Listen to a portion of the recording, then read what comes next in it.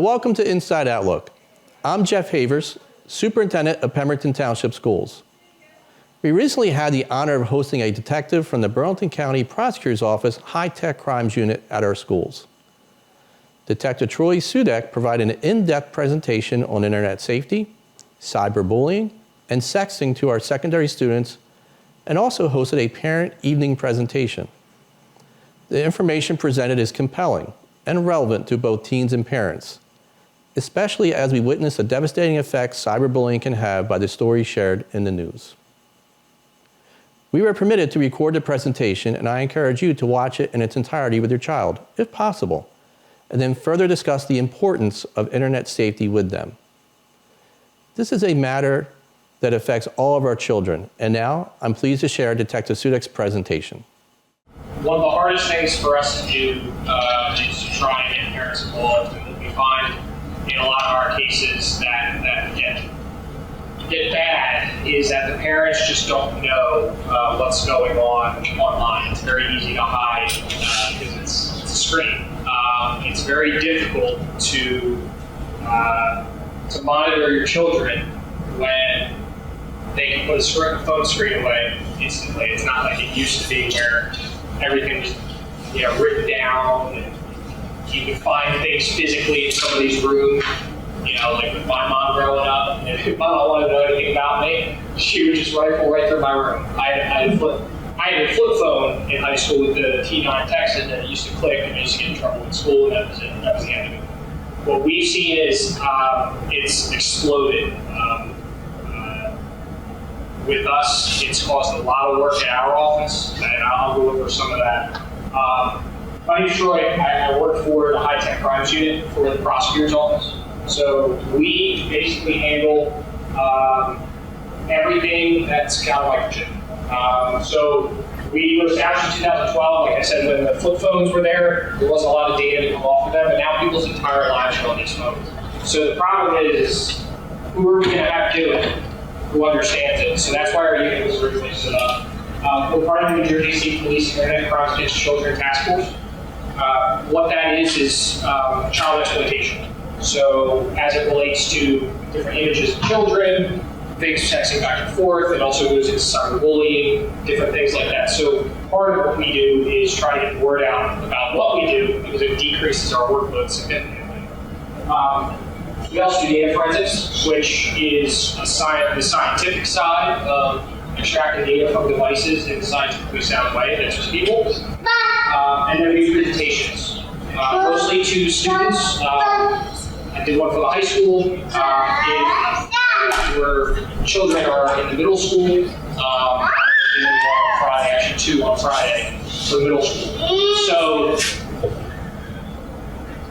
our biggest challenge, like I said, is parents and trying to. So if you guys like what you see, we do give parent presentations, although rare, just because we want to get it out, but it's very hard for us to get that communication out. So that's a picture of our lab. So we have what's effectively over $1 million lab. The different computers that are there, if your kids are into gaming, they're about 10 times more powerful than the gaming computers that your kids have. They're about $20,000 a piece to do all the data forensics and the things that we do. We have about 6 or 7 of them. Before I came here, I was running 3 or 4 of them for a case that we just had come through before I left. So it's a state-of-the-art lab. We often have the FBI and federal agencies come to us for help with their stuff. I'm actually part of the U.S. Secret Service Task Force who trained me in digital forensics. So it might be Burlington County, but we are just as capable as FBI labs, other federal labs. We often have the state police and others come to us looking for help, sometimes from multiple states away to get into the devices and do different things. The dog on the right, what everybody thinks of, because a dog can smell a cheeseburger, right? But they install the ingredients. They actually, dogs can be trained to smell electronics. There's a particular glue in electronics that's used in electronics where you can train a dog to smell it. So, Jared, the subway guy, That's how he got busted with all of those things. It was in his ceiling. They brought a dog out and let the dog go through, and the dog kept alerting to the ceiling. That's where they found everything in the ceiling, right? So we have the capability with that. We don't currently have a dog. We have one that we're trying to get in. But Camden County State Police will typically use a dog on our higher level cases where we think someone is going to be hiding things from us. So a couple of things that we can do also is vehicles. So I tell a story for most of the high school students about we had someone who claimed they were kidnapped and assaulted down in Burlington Township. He was found by a Wawa or a sign, hey, somebody call 911. We weren't sure whether he was being truthful or not. So they brought the car in that they thought was involved. And he told a story about who was in the car, what order they got out of the car, where they were, a lot of general things. Well, that car proved he was right. It led to the conviction of 3 different people because the car recorded the exact speed, how much brake pressure and pedal pressure, what angle the wheel was turned at, to include when the doors opened, when they closed, what order did they open and close, were the lights turned on, were they not turned on. So, just from his story, we were able to corroborate that with the vehicle. So the data is now everywhere. It makes our lives easier. It also tells on people. And that's what we're having a problem with the kids, is they think they know because they're smarter than their parents, but they don't realize that this data is telling on them for someone who's knowledgeable. So we receive tips from the National Center for Missing and Exploited Children. This is 99% of the time when we pick up the phone and we have to call a parent. Adam Walsh, his son, he started this National Center for Missing and Exploited Children along with some other people. What that is a nonprofit clearinghouse for tips. Facebook, Google, back when MySpace was around, MySpace, all of these electronic servicers are federally required to report instances of child exploitation that comes across their servers. Each image has a digital fingerprint. So that fingerprint, there's millions of matches that are available to that fingerprint. So they take those millions of matches, and they take that image that comes across, and they see if it matches. If it matches, it automatically flags.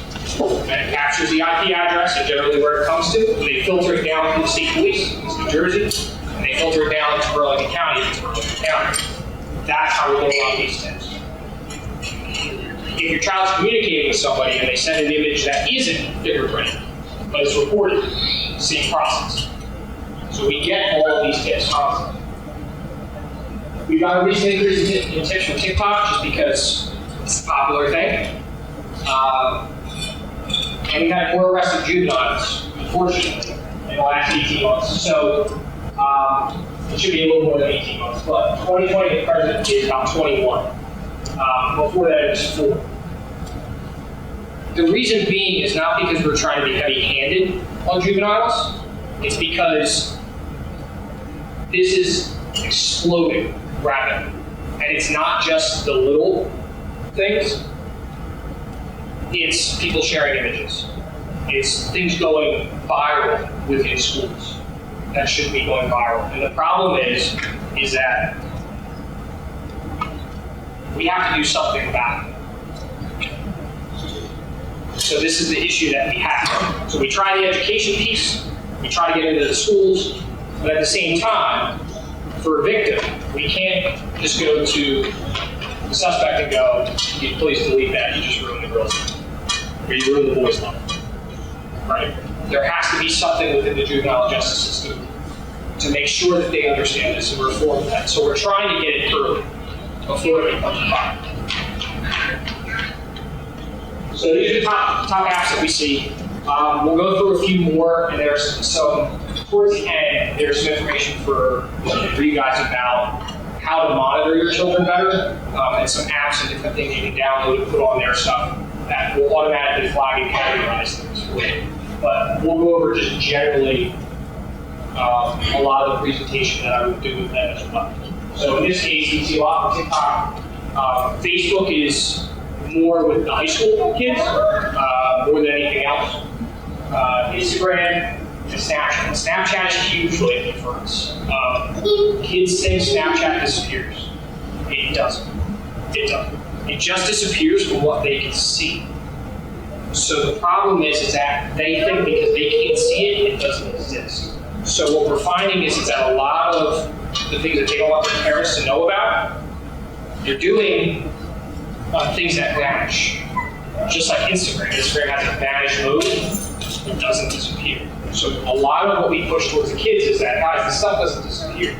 And we can show that it doesn't disappear. Not only if we take your phone and plug it in, but if I go to Snapchat and I write a search warrant, Snapchat has all, they retain that. So none of it actually disappeared. Social media back then, this is my high school experience, but like this is what we all think of it. This is what we think of social media. This is what, like, if we popped on AOL, we popped the disk in, and we lit up the dial-up, right? We do something funny where we'll play the dial-up sound and see if anybody recognizes it, and all teachers will start laughing. And the kids will be like, "Wow, that's so funny! I don't understand." But that's what we're used to. And if we don't keep up with it, then it's very hard to relate to your kids. If your kids don't understand this, so they just say, "Oh yeah, whatever. You don't know. You're not cool. You're not hip. You don't know what's going on. I know better than you." Right? This is what it turns into. So, Facebook Messenger, WhatsApp, encrypted. My partner loves dogs, so you see dogs here. But it's less texting back and forth and more pictures, videos, viral videos. It's not so much just about communication anymore. It's about sharing content. And that's the shift that's hard for a lot of parents to understand, is that it's sharing content as well. So while your child may not be the person that would share images of themselves, if they get something, would they share it with somebody else?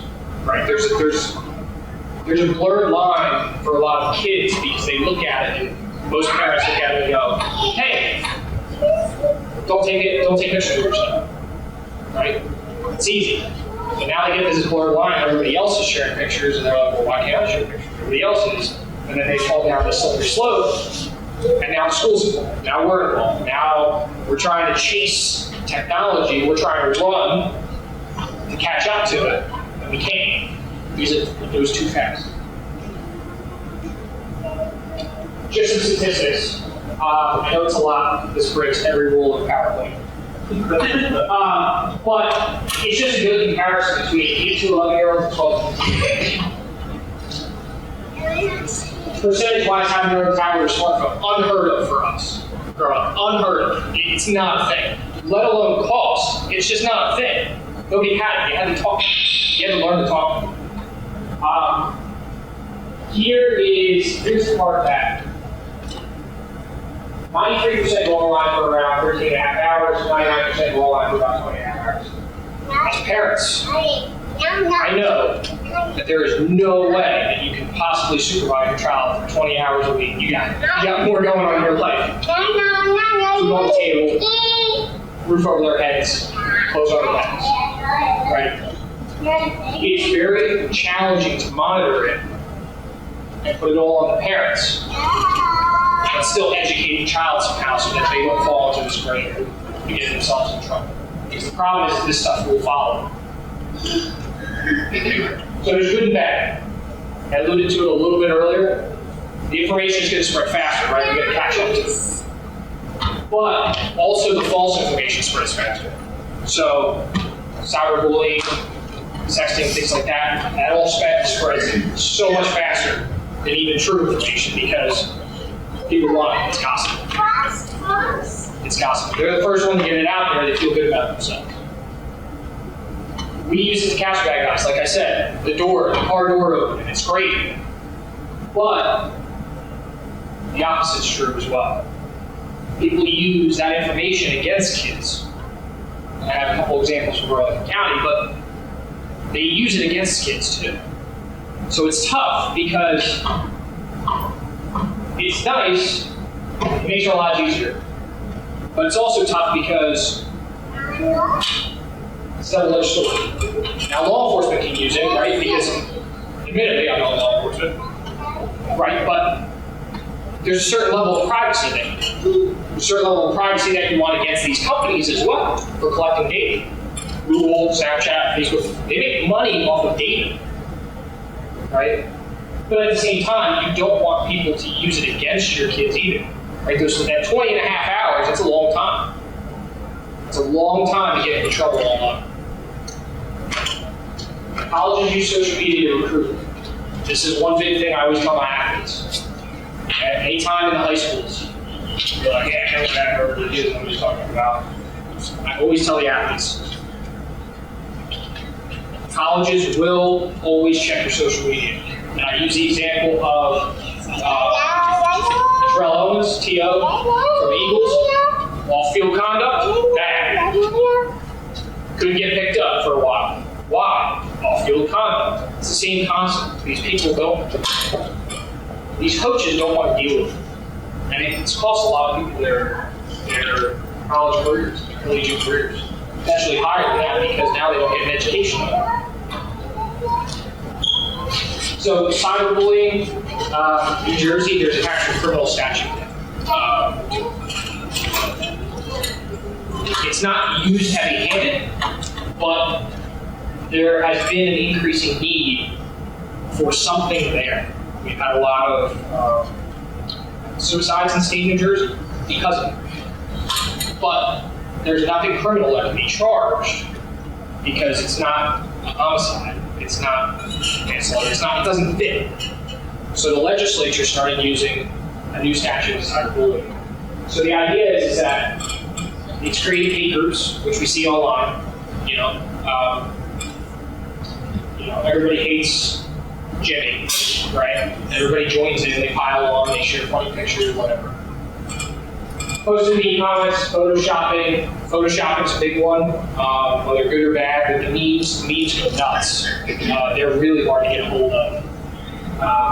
Spreading rumors of gossip, stealing somebody's identity, actually impersonating someone can be a form of cyberbullying as well. So that's another thing that we see a lot in high schools, is people make profiles so that they can impersonate someone to embarrass them. So these kids are smart. They're just not applying it to the right thing. That's the main issue, right? So the recording and posting of fights is more related to, and there's an example that I'm going to show a little bit of in the video as well, where a lot of the suicides have come from videos of fights, but it's because it's being posted without the ability to get it down. So they feel like there's nothing they can do, and they're continually being re-victimized every single time it's posted. So the issue now is, it's like, well, how do we stop it? So this was Mallory Grossman. She was 12 years old, enjoyed gymnastics, cheerleading. She made jewelry and sold it to actually raise money for a cheerleading camp. Her parents weren't wealthy, so she needed to raise money. So that was one of the fundraisers that she did. She began to be bullied by several girls from high school, mean texts, posts on Instagram and Snapchat. She also humiliated and excluded from activities at school. Right? Things that are nonsensical. They don't make sense to us, but the kids cling to them. She called a loser, and then they suggested to her, why don't you kill yourself? It's tragic, but this is the stuff that we hear. This is the stuff that we see in a lot of these cases. Continued for 9 months. Spring of 2017 is when her parents started the process of getting her out of the school. The school tried to do what they could, but again, technology can only run so fast to catch up to by the time it's out. Her grades started to decline. She was a former straight A student. Her grades started to decline. Complaining illness, staying home from school, holding the thermometer by the light bulb trick kind of thing. By June 13th, 2017, she actually took her own. So this just is one example, but this is indicative of many of the things that happen. I have another one.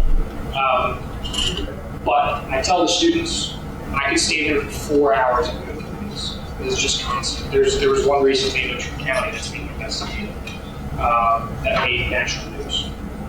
Same pattern. A lot of this stuff starts at the same pattern. Okay, Todd, this is the video that she did.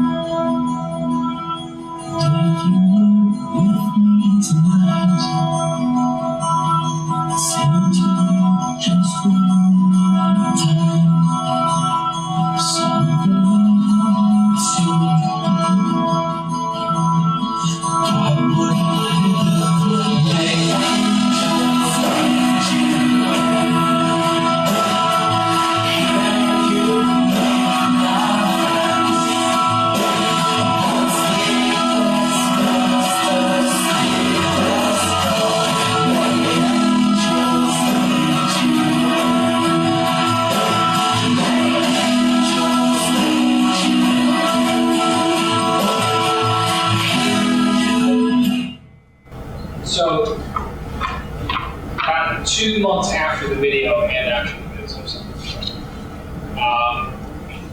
This was the video. This is up on YouTube. This is a long version, but all of this follows a pattern. Right? It starts with bullying, then it moves to something else, then it moves to something physical. Then there's a video, and you just keep going down the line, and they're all to some degree. I don't want to say predictable because the schools, us, the parents try as hard as they can to step in before it gets to this point, but it's very difficult to be able to step in once it's already started. It's very difficult because now we're more connected to them. So by transferring schools, you would go, you wouldn't know anybody, now you have no contact. When we all went to school, that's how it worked. Now, all your social media is still connected, you're still friends, you can't get away from it. The schools have a problem with it because they can't get the kids away from social media while they're here, let alone being separated. So, unfortunately, Amanda saw no way out, and a lot of kids now are seeing no way out. There's no real way to get away from it, and that's been the biggest trouble that we've had with this problem. We get calls all the time from the local departments. Hey, we have another attack. Do we have something going on at one of the schools? What do we do? Right. So again, that's why we're trying to get the word out the best we can to parents, to kids, because a lot of kids they still feel invincible. They feel like it will never happen to them. They see this video. 90% of them are you can hear a pin dropping.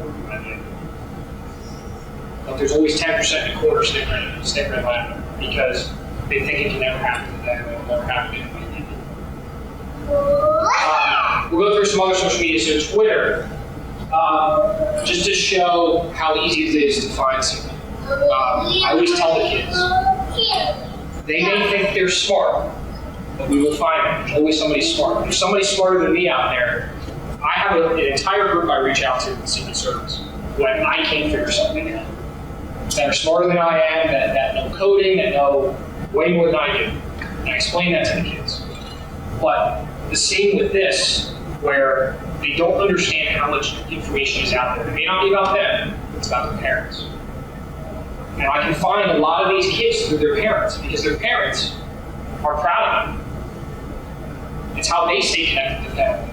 You post pictures of your kids because you're proud, right? And I explain that, listen, look, if you do something like this, we'll still find you.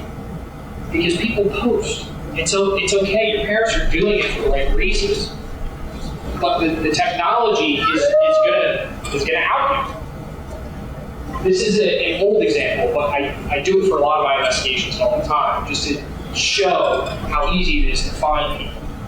So this is a child that posted. To around the NFL, and McAdoo has been militantly consistent with the third down draw, setting up something down there. And he says no, the tries just suck. So with me, I'm gonna put my crazy hat on for a second, right? I'm a huge Giants fan. I can't believe this kid just said that, right? Can't believe this kid just said that. Well, he blocks me on here. Crap. Well, I'm going to find him, right?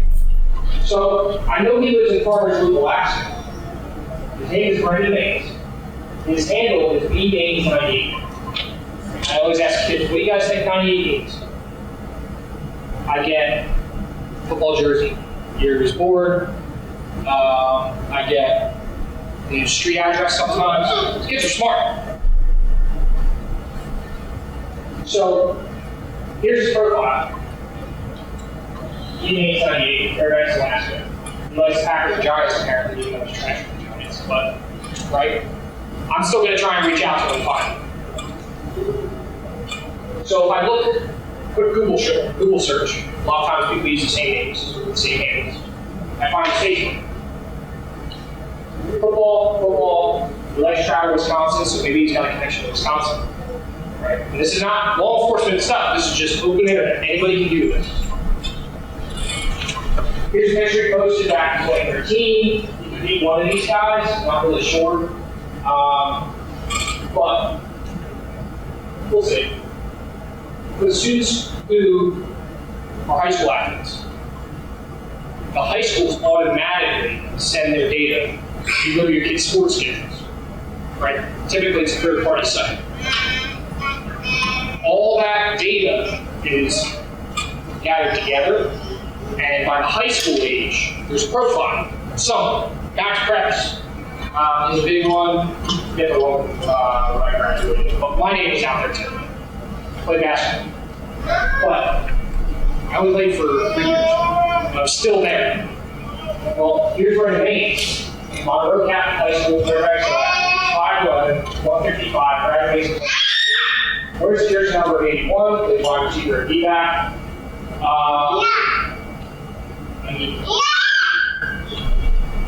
Like, making it easy. All he did was play football. That's all he did wrong. He played football, he put a tweet out. Property search records. New Jersey has a property search record system.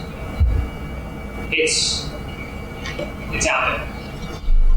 My house too. Property search records. Right? You just can't get rid of it. In this case, all I do is put names, which is last name, and I put an asterisk, which just means I don't care what I get for that field. All I care about is names.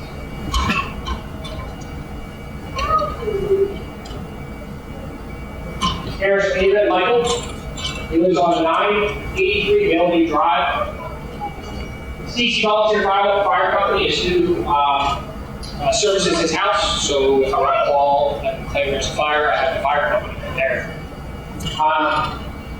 All of these records are public here. The insurance numbers, everything else, deed trust, complaint deeds. You know anything about property, that's a problem. Because now, if I'm an adult, I can just put a lien on the property, and now his parents have no idea. It's all because I'm crazy and he put a tweet out against the Giants. Like, nobody's going to make that connection after this. This is a lot itself, and I know everybody's done it, but thinking about it, what drives around in Google Street View, right? What is tax? Off of a tweet. Now, and this is probably 8-9 years old. So data privacy is huge. We explain that to people because you may lock everything down, but we'll still find you. And if I can do it, everybody else can too. So we have these conversations with the students about, do you really want somebody showing up at your door? Because not everybody thinks normally. Not everybody thinks like we do. And is it really worth it? And if somebody really has a problem with you, or somebody is being bullied and they decide to take something into their own hands, they can do the same thing. So it's a constant battle with the kids to lock down their profiles because their first instinct is to open the account and set it and forget it. And these companies keep everything open and intentional because it helps them collect their data. So Snapchat, Facebook, Roblox, believe it or not, all these other places, they have privacy settings. Have your kids go into them. You can look over their shoulder. There's a couple different websites that will walk you step by step through how to actually limit the privacy settings, but I always tell them, nobody needs to know your first and last name. You can make something up. Don't use numbers that relate to something in your life. Pick something random. It doesn't matter. It's easier for you to remember, but guess what? You'll get used to the username. It's fine. Go ahead. How long would it take you to backtrace? For that, 5 minutes. I can do this, and I do it. I do it almost daily. Whether it's an adult or a child I'm trying to find. And most of the time, like I said, the child is with the parents. But knowing what to do and where to look, and knowing that each state and having the tools right there, it takes me about 5 minutes. Properties, cars. Most people put up pictures. There's another picture that we use for the kids, and I'm pointing out that the vehicle in the background has a license plate that's the same color as the last one. So if I didn't know it said Alaska, that would have been one of my first guesses because I know license plates. Just because of the color. But just because of the color, I can narrow it down from 50 to about 4. So it really just depends on the skill or the persistence, because if someone was really persistent, they could just go to all 50 states and put about his name in, and eventually they're going to hit gold. Unless it's a generic name versus, I'll say, a common name versus, something very unique. Or I can go on Google and try and find some relatives and maybe start with the state there. So the problem is the data, there's no way to get rid of all of it. But the easiest way is to limit the privacy settings on each thing that you have. The kids don't realize that. They think you just sign up with an account and everything's fine. Facebook. Parents are always guilty of this. And every time I see it, I text whoever it is. And I'm like, please, please, please take it in. The surveys, I'm like, oh, what's your favorite color? Where'd you go to school? Send the survey to the next 5 people. You have bad luck. Please stop doing it. Tell your kids to please stop doing it. It's very popular, mostly with teenage girls, online for whatever reason. They all like to compare different things. These are all recovery question answers. That's what these are. That's what they're designed for. They're not actually for you to share your stuff with your friends. They're all recovery questions. And if you post them online, most kids, when they sign up for Facebook, Instagram, things like that, your profile's not private. So now if you post it in a public forum, you post one of these, they can start hitting your account and try and hack your account.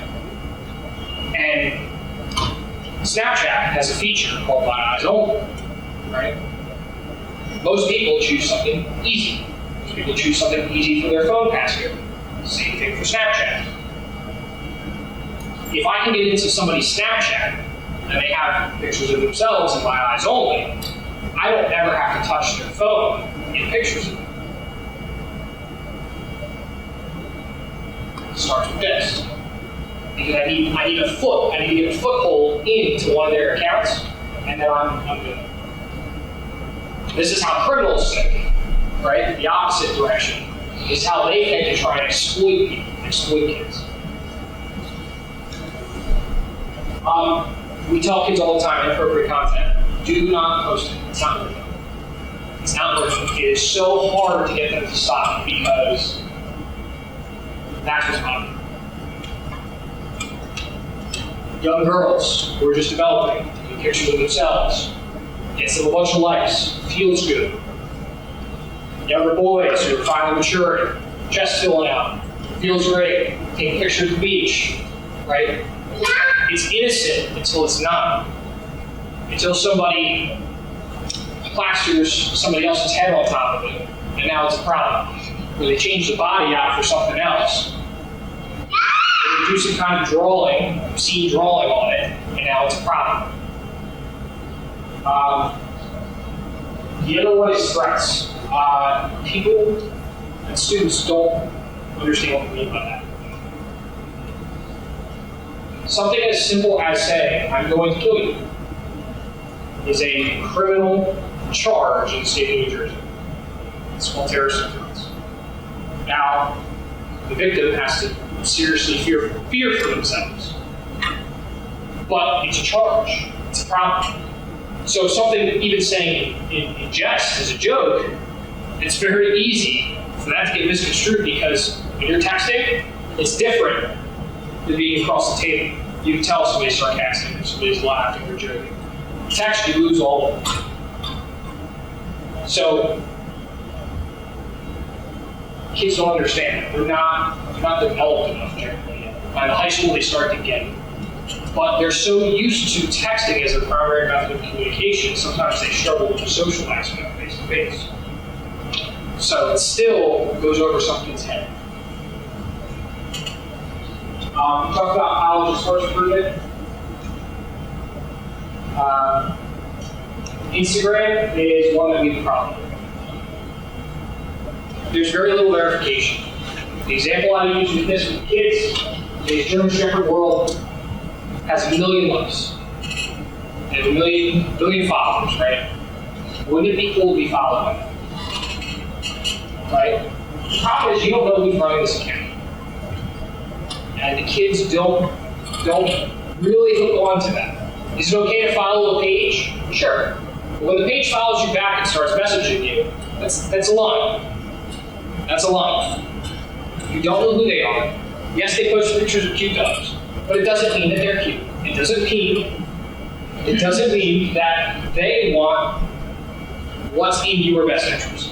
And a lot of times they go after kids because it's their way to break the ice with kids. Every kid generally loves dogs, loves cats, some kind of domesticated animal. This makes me very suspicious every time I see it. Talk about match for a moment. It doesn't actually match. Nothing on the internet ever truly completely disappears. It's on a server somewhere, owned by somebody's phone. It never truly goes away. Snapchat. Snapchat will post your location every time you open it. So I'll give you an example. I believe since now, I try to keep up with it, but I already have Snapchat, so I can't re-register. I believe they turn this off automatically until you post. But I can go on my phone right now on Snapchat and show you at least 6 of the people that I'm friends with in person. And I can tell you exactly where they are at all times. This also works if you're in, use the example of Great Adventure, right? If you go to Great Adventure, there's a map where your friends are there, but it looks almost like a red beacon on it. You can click on that and view anybody's story. That's there. Anything in red, you can click anywhere over the map and view people's stories. Correct. So you can view those stories. So for instance, on the military side, it's a problem because there's people posting outside of housing at the base, right? From that aspect. But there's also people posting things, young kids, that are posting on their story versus, you and I together. They're posting on their stories and it's going up on here, right? It's all settings in the account that have to be checked. So that way they're not doing it. And so that way they're not broadcasting their location. So for instance, if I'm going to bully somebody, or I use the Halloween prank, right? If I'm going to TP somebody's house, right? I want to know when they're not there. Well, it's pretty easy when somebody's like, oh yeah, I'm going to go with my parents. You're like, okay, cool, have fun. And wait. Now they're 4 blocks away. You're like, all right, that's my chance. Just throw the TP over in front of them. Whatever. But it's this stuff that the kids don't quite grasp it. So they create accounts, they do these things. They don't realize how much information that they're basically broadcasting.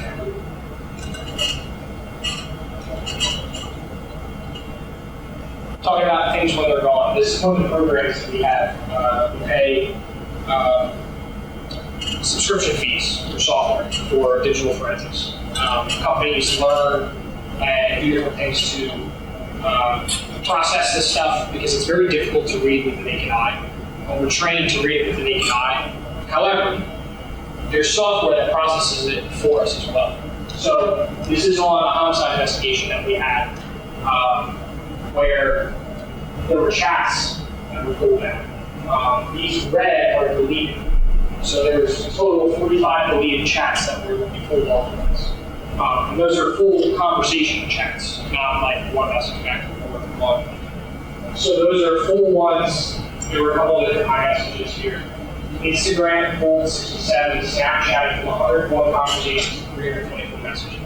Those are all not visible directly on the phone. So they're still contained in memory of the phone. They're just not physically visible. So the kids think Just because they're not visible, you can't access that. If I write a warrant to Snapchat for that account, I'll get that. Plus, pictures, videos, other things that they've sent. Now that's with the judicial order, obviously. But in this case, it doesn't go away. It's trying to dispel this misnomer that the stuff, just because it's not on your phone doesn't mean it goes away.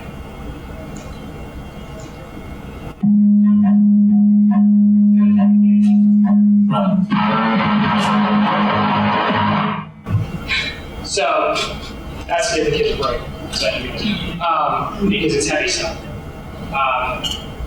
TikTok is really meant for short videos.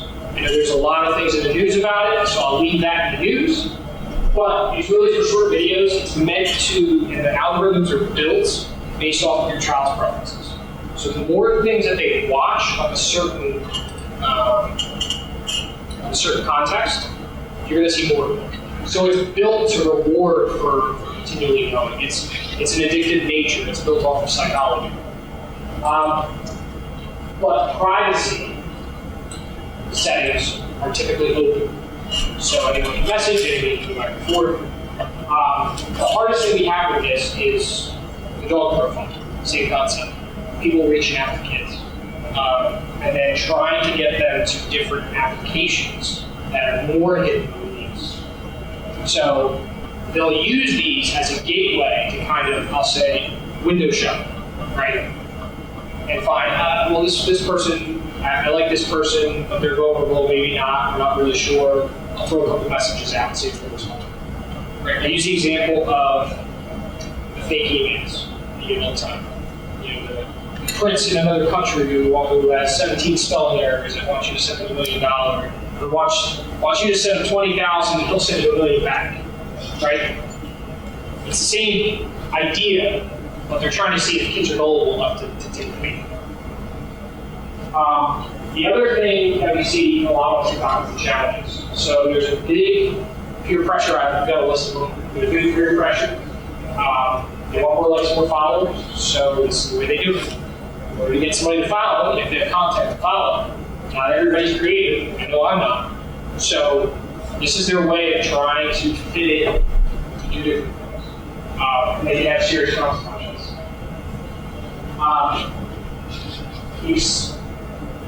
New Jersey boy was 13, school grade now, 7th grade. I hit the head, fractured his skull, off of a challenge, right? But 13, right? They're 13.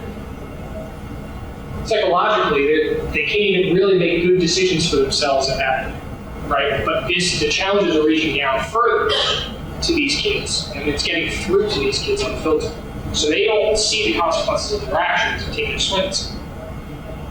They don't realize it. Two of them were charged as third-degree aggravated assault and third-degree age. So like, they literally face criminal charges. Because, oh yeah, that would be cool, swing at somebody, now all of a sudden they're police. Right? Juvenile justice system, different.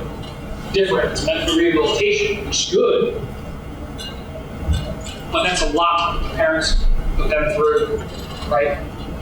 Things potentially, if they wanted to, I'll say, become a police officer later in life, certain things will go back. If they wanted to go into the military and go for certain secret positions or top secret positions, they can go back. It's not like, well, you were 13, you broke your skull, what were you thinking? Well, excuse, I was 13, may or may not help. So they're ruining their lives before it even starts. Soccer teacher was one. We always put this up because, believe it or not, in the county we have to do it. And I thought they could just walk up with a soccer teacher. So I don't know.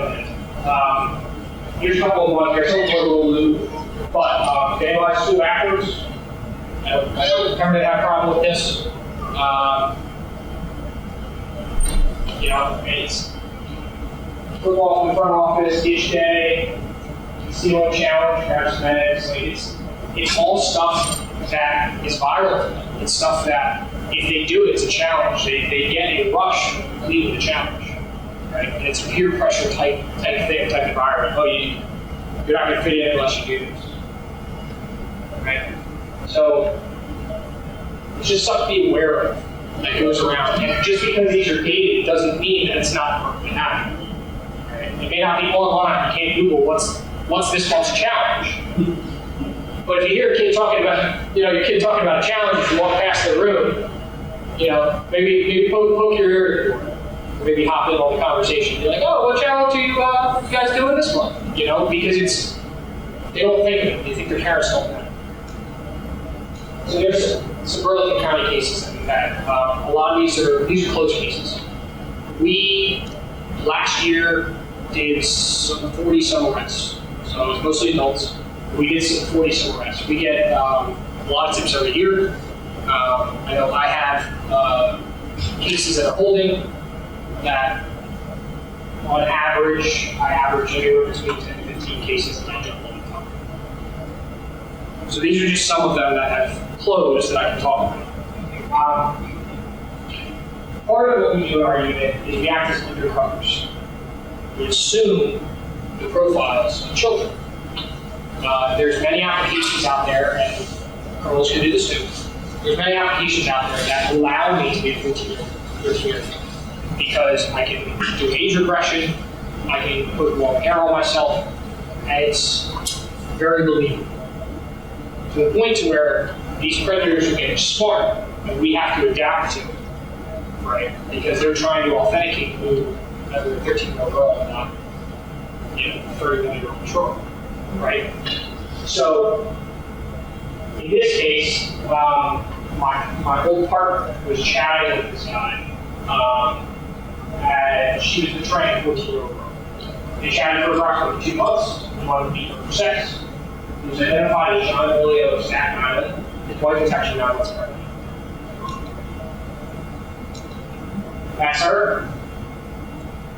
Now these pictures are regressed a little bit, not all of it, but now that she's not undercover, I'm going to show you what the picture is. So this is her, but they're a little bit regressed. So you can see her face is slimmer, right? There's different features. So they're believable that she would be 13. That's it. So he's out. And a couple others that we have. Again, undercover capacity. We want to meet him for sex, we want to purchase gifts. He was arrested after traveling to meet a girl, was leaving middle school to meet him. He attempted to buy the gifts, he wanted to have sex. So, middle school, right? Like, it's incomprehensible outside of the job that I do that this exists in the world, right? And that's the part that we try as softly as we can with the kids, but putting out there for the parents as well, like this does exist. And actually, it exists in Burlington County. We have it happen in Burlington County. So we've had it happen in other cases, right? We put out press releases on other cases. If you go to our BCPO news release page, we have released information on different cases where this has happened in Burlington County, whether it be the suspect or the victims in Burlington County that is doing this exact thing. Unfortunately, it's not going to. This is an example of a 19-year-old man who was arrested and charged. This started, we have a partnership with Homeland Security that works with us and kind of like, typically we do like a task force officer from the state level going up. They do one down for each of the counties. So we have a full-time HSI officer that works directly with us. We started as an HSI case, and they asked for our assistance to go and do a search warrant on the house. So he was closing at the beginning, right? Remember I said that they do this. He was closing at the beginning to obtain Canadian adult males and use extortion style tactics. So what I talk about with the kids a lot is if an adult is talking to you or someone's talking to you and they want you to do something that's a little bit embarrassing, that's how they start. They start with a red card. Right? So I use the example of like, go to a single. If my feet are embarrassing, right, I'm not going to show it. But if somebody is like, oh, no, it's okay, it's okay, it's okay, I finally take a picture and send it to them, then they're going to use that as a hook to try and prove it and a little bit more, and a little bit more, until I'm at that point of no return, and I'm like, well, I can't let my parents find out I did this, and now it's my leg, and now it's this, and I can't, I just got to help. I just got to keep going until it blows up into something. It's happened. It's happened with adults that do it. They're being extorted by people overseas. It happens a lot with kids. That's the pattern that we see with kids. Is they talk to an adult, and then little by little they breadcrumb them into now providing images of themselves. And now they have nothing to do. They don't come to terms. Sometimes when we give these presentations, we have the guidance counselors and the support staff in the back. Because the second somebody leaves, you're like, oh my God, that's me. You're like, I don't know what to do. I don't know. And they need help. So in this case, utilize Kik, Snapchat, and Tumblr. I'll show you guys what Kik looks like. If it's on your kids' phones, there's nothing good that will come from Kik. Nothing. Nathaniel Coles is actually sentenced to 8 years in state prison. So he was the one who was extorting these kids, and even some adults. It would be money, for their own gratification. For some reason, these people do it. Grooming. That's the official term of what we're talking about. They're going to flatter, they're going to send gifts. Please be aware if packages start showing up here.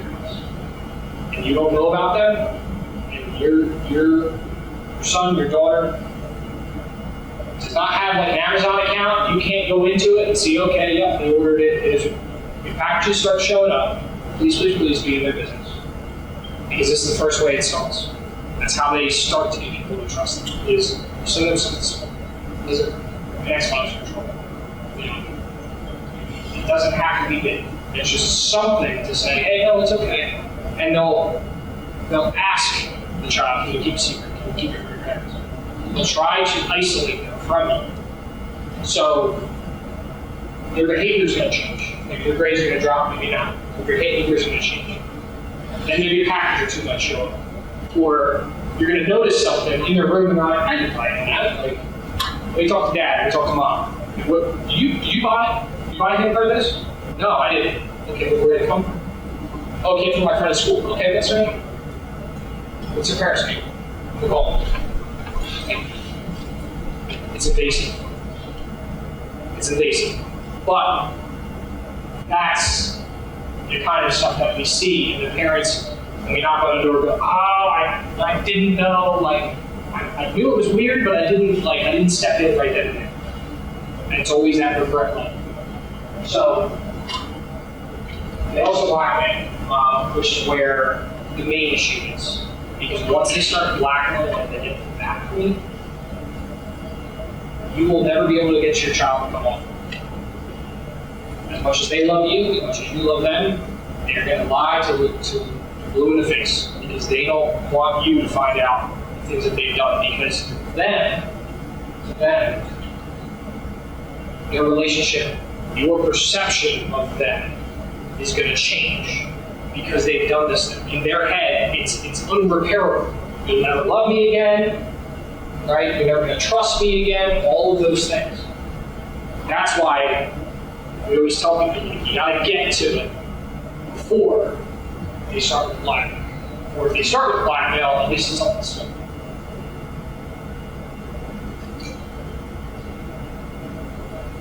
These are just the stats on sexting. 63% of teens use it to appear funny or flirtatious, especially in their relationships. 1 in 12 has forwarded sex without consent. That's inequity. That's reported. Those are teens who are, when they get the survey at school, who are being honest, right? So take it with a grain of salt, it's probably higher. So the problem is like, how do you stop it? Right? The only logical thing for us is to try and educate parents and to try and get to these teenagers. We've done it to stop, but also understand the consequences. In this case, be funny or flirtatious, right? It's great, and I kind of tell the story, it's great while you're dating that person, while you think you like that person. And then I say, well, how many of your parents have been together since high school? Right? At some point, it's not many. So the odds of you guys not working out are pretty high. So what do you think is going to happen to all that cute flirtatious stuff that you just sent that person? Thing is going everywhere. And some of them laugh and they're like, yeah, and I'm like, no, I'm serious, it's going everywhere.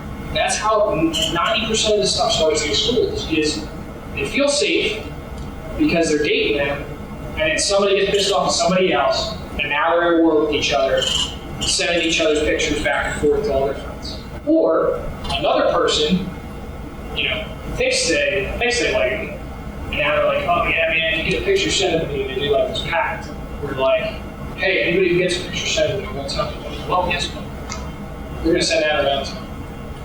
So I used to tell the kids, don't take them, or excuse me, I used to tell the kids don't send them. Now I tell them don't take them because of the Snapchat issue. Right? They think it's safe, it's not safe. They think it's safe from the parents, and they're trying to hide from the parents, but it's not safe. It's not safe online. Why they do it, right? The SAT pick we want to because group, that's a good one that we get for the kids.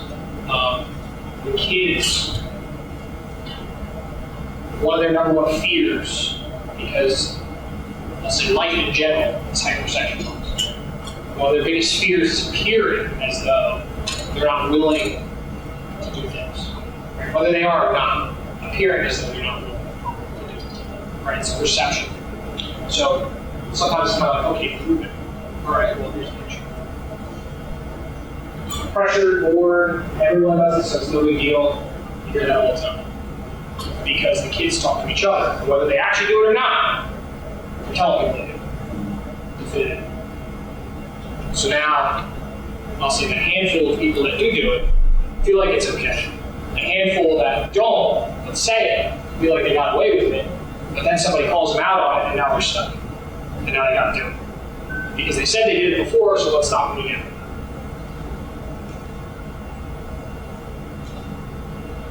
Extortion, talk about that a little bit. The biggest one that we see in this is pretending to be older or younger or under the opposite sex. We saw this in a recent case that we had. I can't talk too much about it, but there was a press release put out on it where a guy was acting as a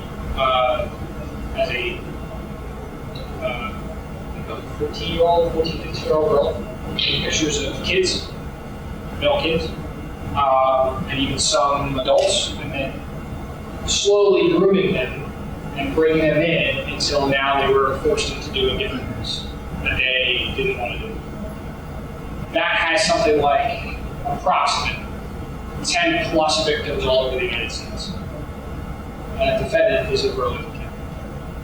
So it happens. It's unfortunate, not often, thank God, but it happens. These are just some of them, social cases. I mean, it's one of those things like just with the teens, unfortunately, commit suicide. I could Google away for 4 hours and do an entire presentation on it. It happens. Tell kids you can't take something. It's, like I said, I used to tell them, don't send it, don't take it. It's not worth it. And the kids just, they don't understand. They're not at that age where they can comprehend what they're trying to say. I mean, ultimately, it could not only just save their careers, but it could save their life. Other criminal charges that can come of it, even with juveniles. Like I said, our office, not an official position, but the intent is not to be heavy-handed, but we have to do something about it. But these are just an example of the charges. Invasion of privacy, pictures were taken surreptitiously, without the person's knowledge. Possession of what's called child sexual abuse material, anything generally under the age of 18, is considered child sexual abuse material. It is a Megan's Law offense, also revision for life. It's very difficult. It's a very difficult charge to deal with. In the juvenile system, it's a little bit different, with of course revision for life and things like that. It's mainly revolving around counseling and other things, trying to make sure there's recidivism. Distribution is a big one. Because the kids ultimately, even if they didn't take it, if they received it and forwarded it to somebody else, it's still distribution. And if they have the indigent possession of the intent industry and possession, and it stacks very quickly. To include, if it's not their indigent, it's an invasion of privacy. So you see how this all comes in. And then you have cyber harassment on top of it, because if they were told to delete it and they didn't delete it, now it's a problem. Right? So, keep your kids safe. Keep the phones out of the bedrooms and the bathrooms. I know it's hard. The reason why I say that is because most of the time, when we do interviews, what happened? That's the number one thing that we say, oh, I was in my bedroom. Right? Bedtime? Okay. Phone can charge out earlier, whatever. Right? It's at night, go to the bathroom. Unless your child has like a medical issue, right? It doesn't take 4 hours in the bathroom. So like, I'll let you govern how that works out. But we hear that a lot too. Hanging out in the bathroom because it's the one place that, mom's not going to come watch me, dad's not going to come watch me. And, if I sit here for another 30 minutes and circle through what we're doing. And it can be a compromising place. A lot of videos of juveniles that circulate are in the bathroom. Known videos, unknown videos. I can't tell you how many juveniles and videos of juveniles as part of my job that I've had to go through with kids in the bathroom. It's like 90% young kids. Vice-free dinner, very difficult.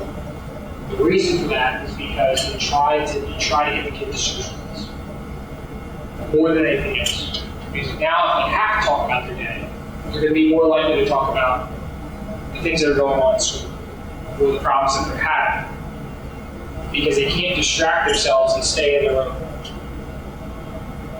It's tough because we kind of do the same thing. We work. Everybody else blowing me up, right? It's hard. But the best you can, reduce what you can. Do some research on the apps they're using. If you don't know what it is on their phone, Google it. Google it. Don't be afraid to Google it. Just put that app, do it by itself, do reviews after it, do parental controls after it, do privacy settings after it. Right? If you don't know what it is, don't be afraid to Google it. There's plenty of material online on these apps. Monitor your social media texts best you can. Like I said, if you spend 20 hours, you probably have about a good maybe 2 by the end of the day. That's being generous, but monitor what you can. I'll give you some stuff at the end that you can put apps on the phone and different things that are meant to help you with that. Absolutely. Thank you. You're welcome. And talk to them, right? Talk about who they're talking to, not just like school, right? Because I remember I used to do fun. How's everything? Fun. How are your grades? Great. Both of those were lies. But like, that's the kind of stuff where persistence should break to some degree, right? Obviously, you're not going to nag the crap out of them at the table, and so suddenly they're going to answer, right? But consistency. Hey, what's going on? I notice you're upset tonight. What's going on? Something at school? Something going on online? And maybe that's just enough for them to be like, Lauren's online. She had trouble with her boyfriend. You know, she keeps talking to me about it. I don't know. Right? Maybe that's your inkling to be like, oh, all right, well, tell me more. And you just put that in your back pocket for Lauren's parents. Be like, hey, you don't want to talk to your kids, you have some problems. Because they're going to go with other kids first. But your kid may be the one whose parent had brought on their shoulders that kid's problems. You just, without asking, you just don't know. So try what you can to be involved. Kids are not going to know. They're not going to share everything. They're just not going to know. They don't want mom and dad to know honest, you know. Here's a couple different apps. Bark is one of the more popular ones. I'm not a sales guy, I won't, but this is just a couple different options. What these are apps that go on the phone. They have different pricing, different structures, different levels. Like I said, I'm not here to. If you Google Bark versus family time versus life, it'll give you the idea. They're all generally scalable. The idea behind Bark is that it helps monitor the traffic coming back and forth. Like I said, monitor your social media for bullying, harassment, different things like that. It helps monitor the real-time report and say, hey, we flagged this, you might want to take a look at this, right, as a parent. Location check-ins, things like that. I know a lot of like T-Mobile, Sprint, not Sprint anymore. Verizon, they have like family locator, things like that. Some of these have that built in. So I don't know how it would interact with existing plans that you have or stuff like that, but it's there. Family time is per device per month, it tracks calls and texts, internet schedules, web history, things like that. You can remote lock the phone, so when they're up in your room, not coming down for dinner, you can nice little wake-up call and come down for dinner. And then Life 360 is more like location and driving safety. Generally speaking, for like, it's a high school, right? But there's apps out there, and there's a lot of competitors and things like that.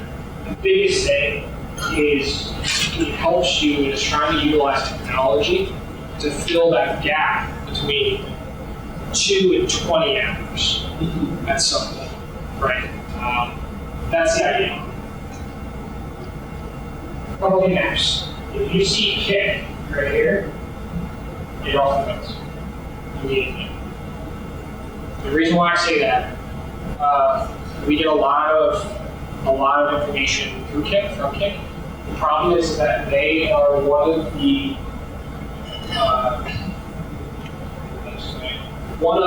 the electronic service providers that does not necessarily scan their content as it's being logged, right? Don't scan them. They're also encrypted to some degree. We have ways of getting this. They're encrypted to some degree. Typically, depending on the audience, I will ask. I'll throw a bunch out and be like, oh, what do you have? If anybody raises their hand for Kick, I'm grabbing a teacher afterwards. There's nothing good that will come from it. In a chat room, it has all sorts of stuff. I will tell you, there are different things, right? Different places that we go for undercover. Among many others, Kick is one of them. Because we can hang out. We can just hang out and Kick. And I, as a 13, 14-year-old profile, I can be on there for an hour and probably get 5 or 6 people. Adults, just flocking. Hey, how you doing? What's up, beautiful? Like, just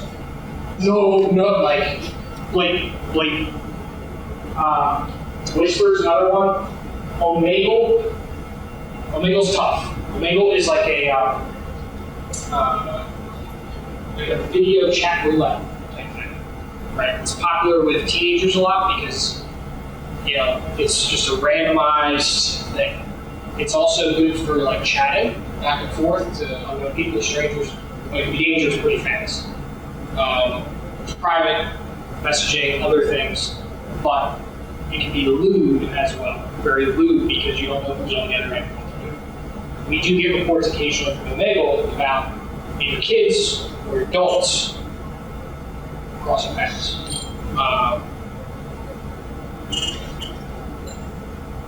green, yellow, red light, it's yellow.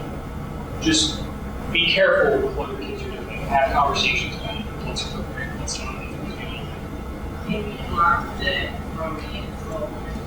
It depends on if you have Android or iPod, but you can write this up.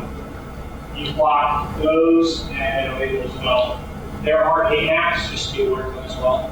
So, like I said, if you find stuff on your kid's phone that you don't know what it is, all of these private photos, my secret folder, private photo vault, they're designed as photo vaults within the phone. So, like how Apple at the bottom of their photos, if you scroll all the way to the bottom, there's a thing that says hidden.